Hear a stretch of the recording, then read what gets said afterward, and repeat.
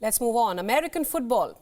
It's more than just a game in the United States. It ranks high in emotion. It is a source of entertainment. The world knows about Americans' love for the Super Bowl, their tradition to go on the pitch on the 4th of July. But there's another side to this game. Rough housing on the field is the norm. Players often get a little too competitive. Rage and borderline violence is a usual spectacle, and many players have fallen prey to that. Damar Hamlin is the most recent example. He is currently in the hospital in critical condition. The 24-year-old Buffalo Bills player fell to the ground after colliding with an opponent during an NFL game. He was given CPR and hauled to the hospital. Medics confirmed he had gone into cardiac arrest. His heart had stopped beating properly. It was unable to pump blood. Why? What was the reason? What happened?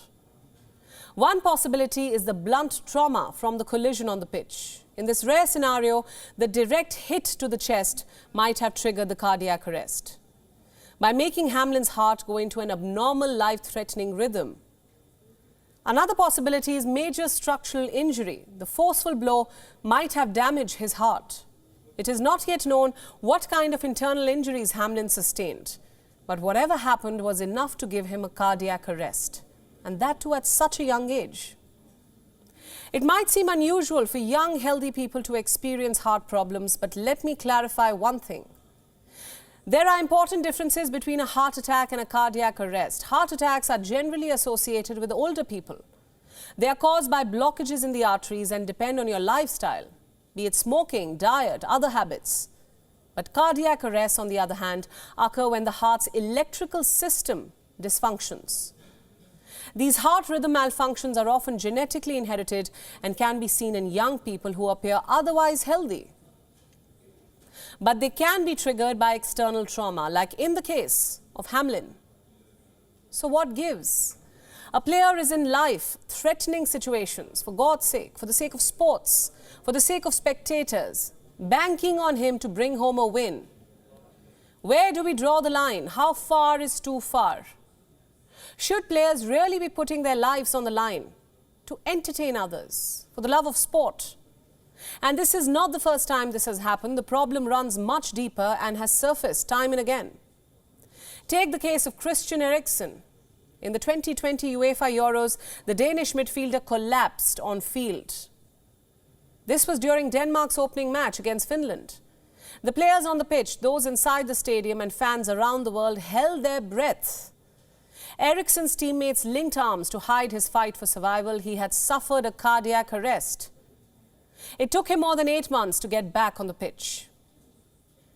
And it's not just the heart, it's the brain too. Autopsy reports and research has made some shocking revelations. Several NFL players who died in early death suffered some sort of brain damage. The game has had a long-running legal battle over concussions, a battle which it seems to be losing. As of 2022, researchers found CTE in 110 out of the 111 former NFL players. This includes some of the league's most legendary players. I'm talking about Aaron Hernandez, Andre Waters, Colt Brennan, Junior Seau, Jovan Belcher, the list goes on. What is CTE? And what is its relation with NFL? CTE, chronic traumatic encephalopathy, is a progressive brain condition. It is thought to be caused by repeated blows to the head and repeated episodes of concussions, frequent head trauma. It produces abnormal protein in the brain, and these proteins are essentially forming tangles around the brain's blood vessels. We've told you the figures. 110 out of 111 NFL players were plagued by this disorder. The percentage is staggering. It forces us all to think. All those hits the players take on the field, all the dives they make, the collisions they sustain, they come at a hefty price. And for what? For fame? For winning a game? To entertain the spectators? And these are just the cases that have been identified. These are the number of other traumas that players experience which simply go unnoticed. The persistent injuries, the fatigue of overtraining, the insane diets, the mental and emotional pressure to win. So I ask, is it really worth it? How much is too much, and who makes that decision? I want you to think about that. WION World is now available in your country. Download the app now and get all the news updates on the move.